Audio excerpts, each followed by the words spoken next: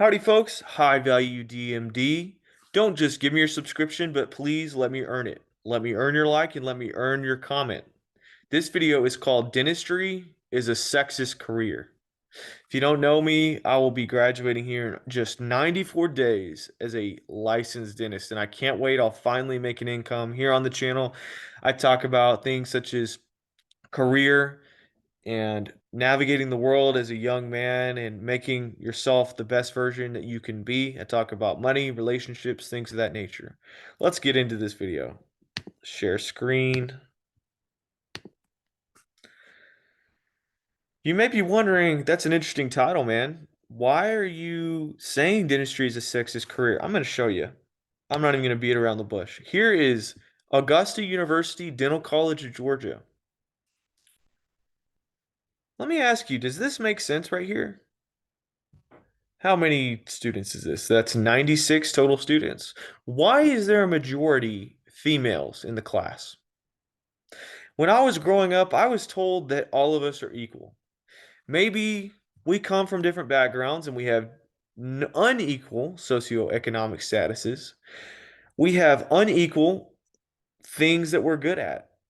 For instance, I'm not a track star, okay? I'm not particularly gifted in football. I'm better at other things. Other types of sports, okay, other physical activities.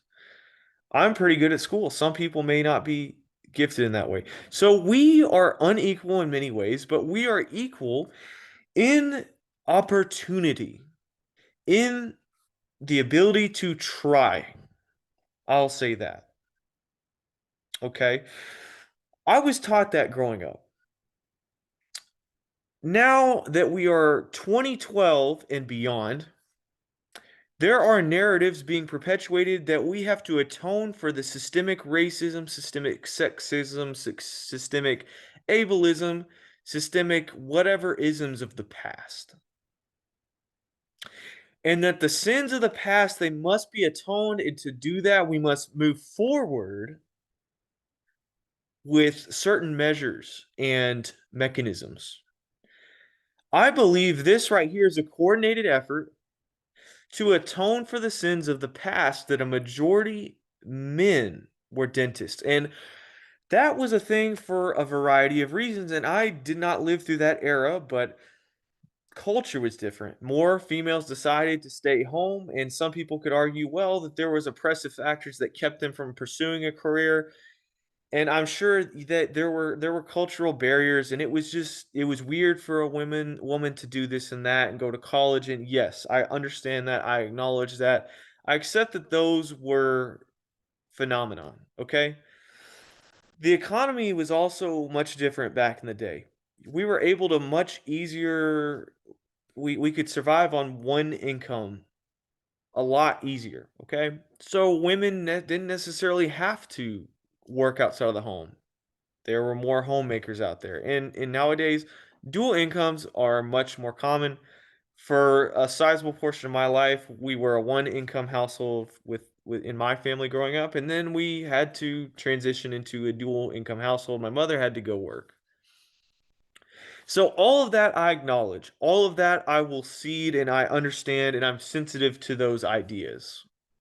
Okay.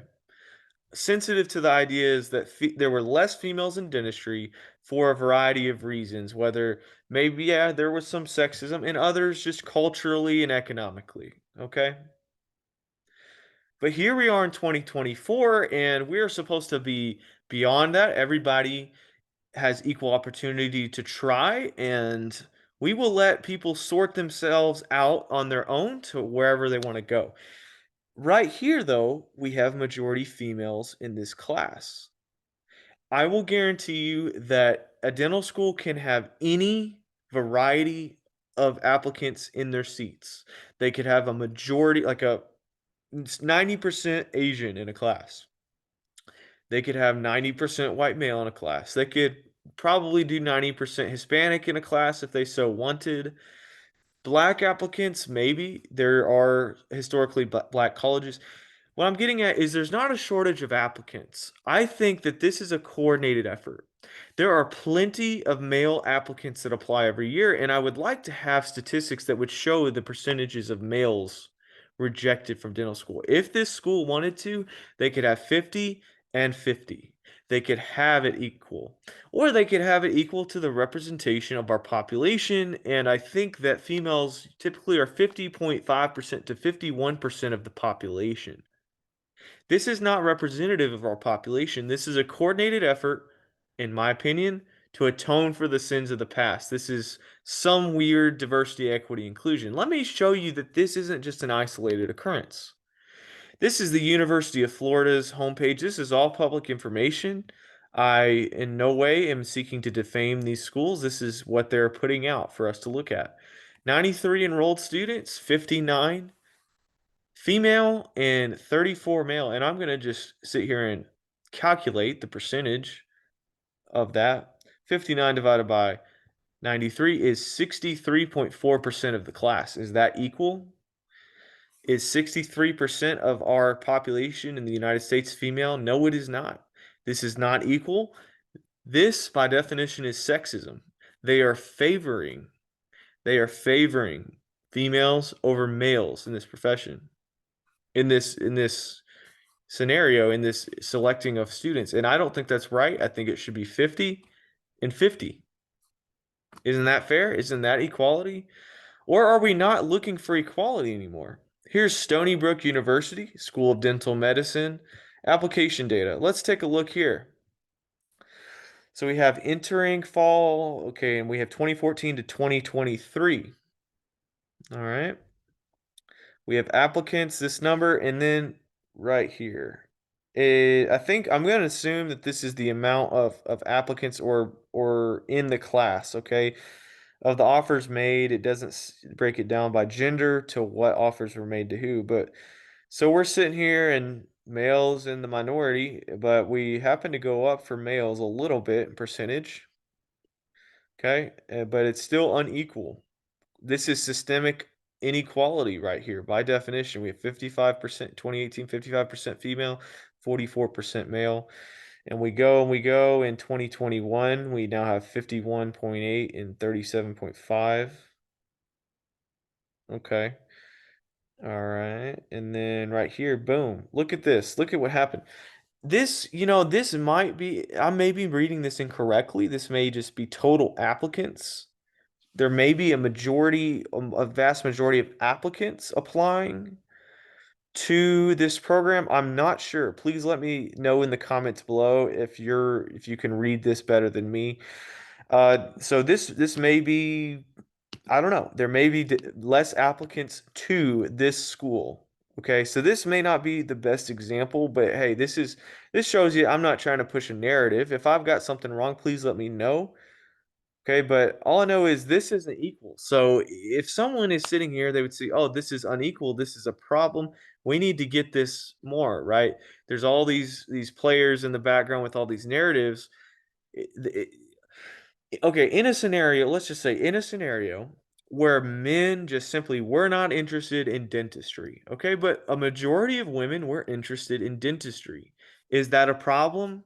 I would say no, that's not a problem. That's just people's preference. Some people would say, oh, that's a problem. We need to go and fix that. We need to make sure men apply and go into dentistry because we must have equality. My true opinion is I don't agree with that. I think we should just let people sort themselves out and go where they would go. Okay? So I don't necessarily see that as a problem, but if we're going to play the equality game, shouldn't we have this equal? Okay. And here is Tufts University. Let's see here. Let's see if it'll give us some application data. In 2026, 58% were female, 42%, this is admitted into the class, was male. Again, that's not representative of the population, not by a long shot. Hold on, am I reading this right? 58% female, 42% male. Okay, and look, 22% African American. That's not representative of the population. The population of black people are only 8 to 12%, I think. 13% Hispanic. I don't think that's representative. There's like 30% in this country of Hispanic. Here's 32% Asian. That's not correct. Asians are like 5% of our population, and then 29% white. That's definitely not correct. So this school is extremely not equal. This is the least equal I have seen of all the schools so far. Um, wow, that's kind of interesting. 101 students have master's degrees. That's quite a lot. Okay, well, hey, you guys need to get it together. You guys need to get some equality. Okay, here's an article I wanted to show just to show you I'm not making stuff up, that I'm not some crazy QAnon conspiracy theorist. I'm a pretty reasonable person. I'm open to argument, okay? So let me know. The College of Dentistry celebrates Women's History Month. Okay, what did I pull up here? So essentially it's just saying that more dentistry is shifting towards females, right? There's more and more females going into this profession. Okay, let's see, what does this say? Uh, da, da, da, da. Anyway, I won't linger here. It's just like it's celebrating Women's History Month. Okay, they're putting special emphasis. Like, why? Why are we treating women as tokens? Okay, let's treat them as equals. Let's not celebrate and draw any specific attention to them. Let's treat them as equals, and let's enough with the tokenism, right? Maybe I'm just jaded. Okay, here's an article. I want to show you. Okay, and this brings me to another point in the video. If females entering dentistry is going up, if that's the route we're going to go, right? Here's a lines and percentages going up. Okay, eventually it's going to match this gray right here for males. If we're going to go down this path, if we're going to atone for the sins of the past, is that good for dentistry? Let me ask that question. Should we do that? And is that good for dentistry? What is the goal of dentistry? To serve patients, ultimately. We are going to become dentists to better ourselves, better our family, earn a living, to better patients' lives, to take care of patients, okay?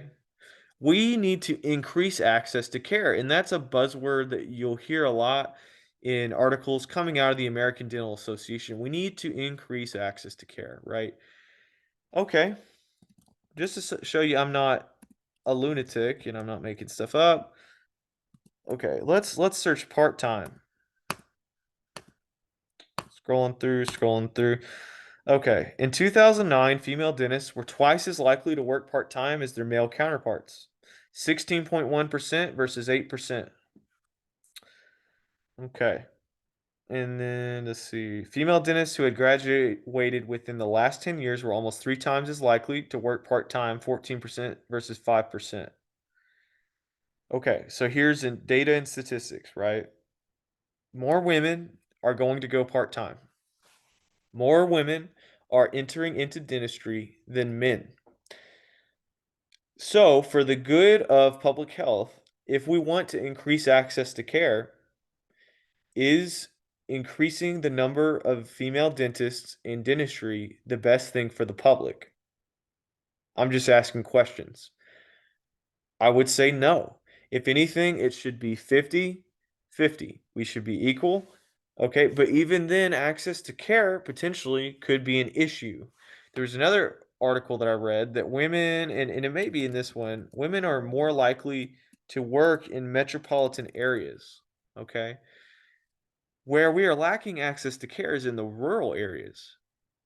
So it's something to consider. It's something to consider. I think women genuinely like dentistry and they want to go into dentistry. So I don't think that that's a problem. However, why don't we follow some equality? Okay, this might be what I was looking at for the metropolitan things.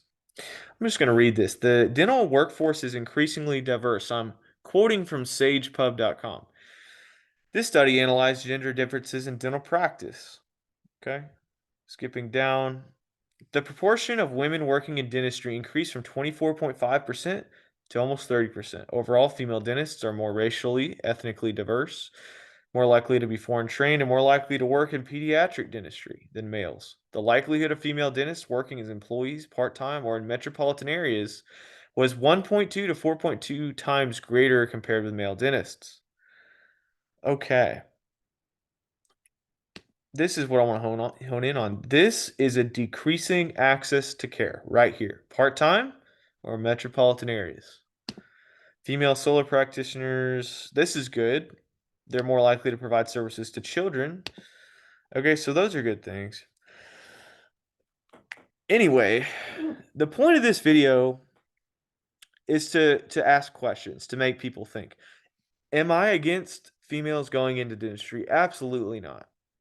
We're in a free country, okay? The United States, I think, is the greatest country in the world. We have the ability to choose what we want to do. We're able to forge our own path, and that is what makes the United States incredible.